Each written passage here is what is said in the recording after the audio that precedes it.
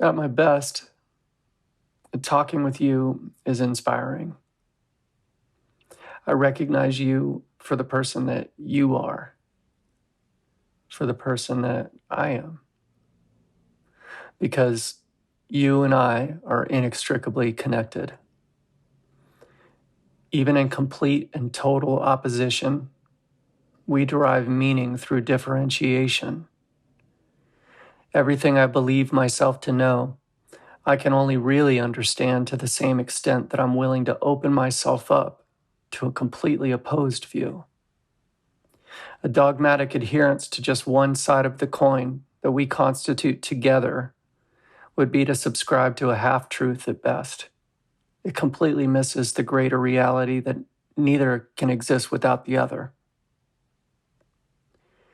But it is counterintuitive to our nature, isn't it?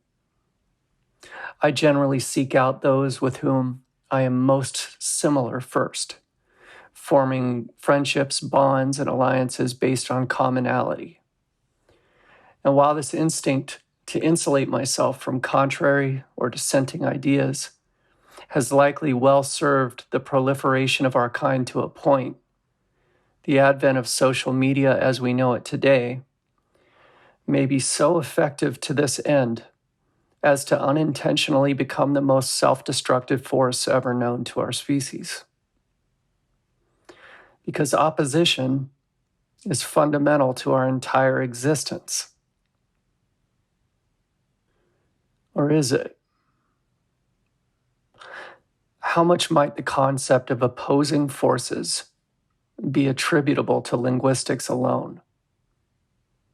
Language itself perpetuating a way of looking at the world that both creates and demands conflict. Is it possible that there might be a reality to be known that is not beholden to the omnipresent drama depicted as light versus dark, good versus evil? Certainly, we need not look any further than day versus night, night versus day, for evidence of the unrelenting battle between two diametrically opposed forces. But the same analogy can also be used to illustrate the interconnectedness and relativity of all things, wherein day becomes night and night becomes day, not in opposition, but in collusion.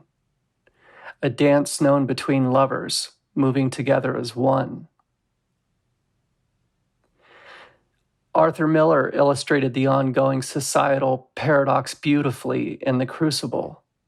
He wrote, "Ours is a divided empire, the concept of unity, in which positive and negative are attributes of the same force, in which good and evil are relative, ever-changing, and always joined to the same phenomenon. Such a concept is still reserved to the physical sciences and to the few who have grasped the history of ideas."